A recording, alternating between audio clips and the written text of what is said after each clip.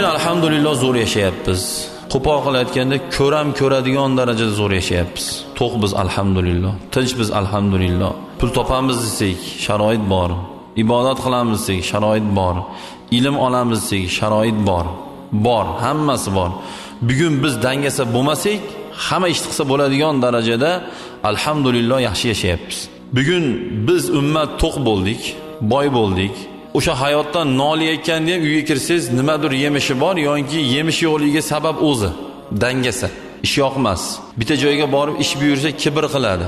Ishi yo'q, uyda xarajati yo'q bolani men o'sha sotuvchi boladan aytganligi uchun aytayapman. Ishi yo'q uyda yotgan qo'shnimni ishga olib chiqib ketdim. Uyda xarajati yo'qligidan janjal boshlanuvdi. Men ishga olib chiqib ketdim.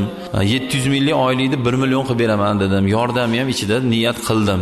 Bir payt do'konda ichlarida changlarda artish, tozalashlarda buyursam, aka nima deyapsiz? Men poli uchib basman sizga. Dedi, bo'ldi qaytib kelmadi ishga deyapti. Uyda yegani xarajati yo'q, kambag'al bolani qilayotgan qilig'i gapirgan gapi. Bu nima bu? Bu kibr bu. Qiyomat kunida birinchi bo'lib jahannamga kibrli kambag'allar kiradi deyilgan. Shogird so'kish eshitadi, ara to'pon shipiradi, shipirgan biz. Kerak bo'lsa ustasini patinkasini artadi, kerak bo'lsa mashinasini yuvadi, chunki ustozi u. Ustoz otangdek deydi.